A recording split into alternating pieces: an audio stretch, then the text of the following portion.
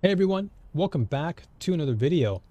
So here we have the Sombra Ultimate Guide for Beginners, and I'm going to give you folks a breakdown as to how to utilize this wonderful, fantastic character. All that being said, if you want to see more character guides down the road, then be sure to like, comment, and subscribe. And let's kick things off with the first chapter of the video, that is her primary weapon and her hacking.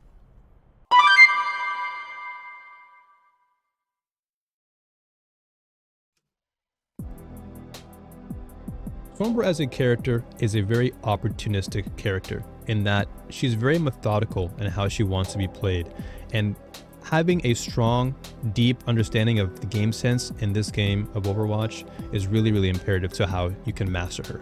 She's very technical. She's not an easy character to pick up and play, as she requires a lot of understanding of movement, positioning, and learning to isolate targets who have already been weakened, because while you could easily hack the Ana and the Kiriko here to get more value, not hacking in this situation fared better because it took both enemies by surprise. They didn't know I was coming, and therefore I was able to get both pickoffs before they even had a chance to respond. So hacking too much can be a problem, but hacking too little can also be a problem. So it's all about finding the right balance when it comes to Sombra and knowing when to properly hack, giving you the most value. Now, in terms of health packs, you want to be hacking those as much as you possibly can due to the buffs she's received recently, where now the duration of time that these health packs can be hacked has gone from 30 to 45. So what that means is that it is a lot harder for the enemy team to take advantage of these health packs, while you and your teammates have more of the advantage. So being able to hack the right targets to get the necessary picks is really important. And most importantly, as I said, knowing who to hack, why you're hacking them, and when to hack them.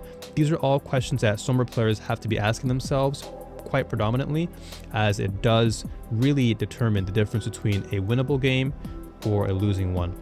And so knowing the enemy and who they're actually utilizing, who they're using on their team is really imperative.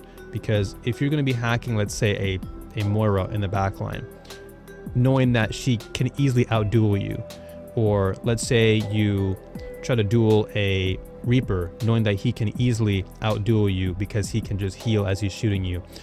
All of these things require a lot of critical thinking, and as Sombra, you need to be on the ball consistently. She is not an easy character to pick up and play.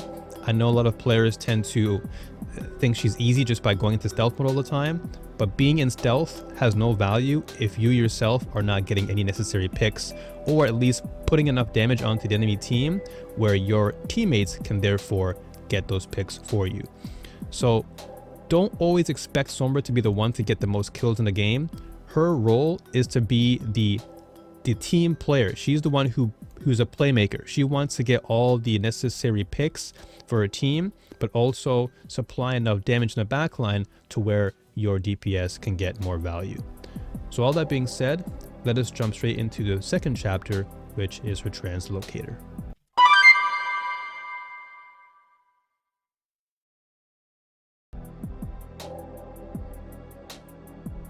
So movement is king in Overwatch 2. Any character who has higher movement abilities over other characters, it is much easier for you to tackle objectives. It is easier for you to maneuver around enemies, making you more elusive, unpredictable, and this is where Sombra can shine. She's one of the very few characters in the game that really has an insane amount of mobility, and her translocator allows for her to be exceptionally mobile, very unpredictable, and this is where players need to really optimize her to get the most value. Now, I've seen a lot of players just kind of willy-nilly throw her translocator down and not really understand why they're doing it. You have to be always asking yourself, why am I putting this translocator here? Is it going to be of any value to me and my team? Because there are times where you want to be close to the enemy. There are times where you want to be a little bit far away from the enemy. So it's all about picking and choosing where you want to be for your translocator, because if your teammates have the momentum and you are about to win a game, you don't want to be putting your translocator too far where you cannot be involved in the momentum. You can't be involved in the gameplay, because remember, at the end of the day, Sombra is a playmaker. She wants to be there with her team to get the right picks, to do damage, and therefore secure victory. So utilizing your translocator in the most optimal times is really, really impactful. But most notably too, going back to just movement in general, because there are so many levels or so many maps in the game where there's verticality, there's horizontal aspects to the maps, being able to maximize your movement with your translocator on, let's say, Numbani, where there's a ton of high ground, you can use your translocator to essentially climb up a high ground or climb up to a high building and be the bird's eye view for your team, so you can ping where enemies are. You can see who's out of position. You can see who's in position, so you don't have to tackle them. There's so many different things, so many different variables to consider when utilizing a translocator, but this will come with practice and time and experience as to how to properly maximize it and get the most value, because you do not want to be spoiling the chance of using your translocator and it getting no value for you, because then again, you're going to lose. And then when you lose, you essentially are back in the spawn camp and you have no value for your team. So all that being said, let's move on to the last part, which will be her EMP, which is arguably her most valuable asset in her kit.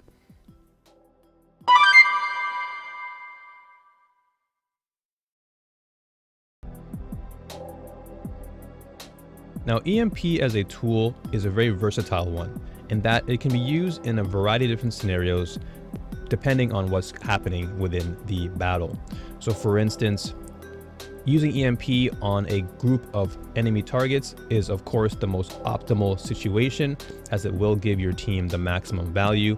However, there are going to be a lot of cases where you're going to be on your own and you're going to be able to single out targets, or just being able to even duo targets with your EMP. So for that, you want to be able to make sure that you have opportunities to take advantage of at all times. This is why, again, you have the skill, or the ability rather, to go invisible and really track down enemies that are out of position, or enemies that require your attention to get the most value picks. So here, for instance, we see the enemy team is all clustered together.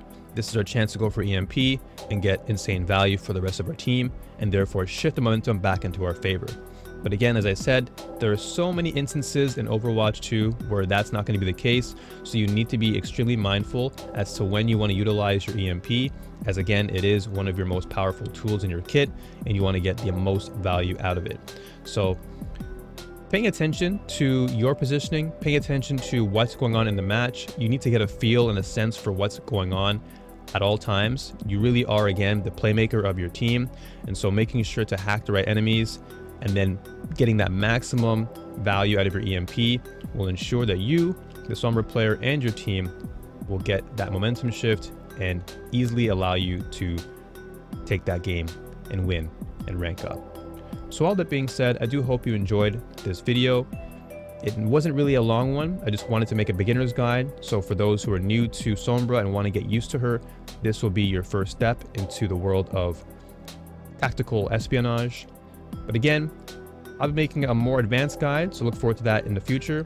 But until then, thank you for tuning in. I'll see you in the next one. Take care and peace out.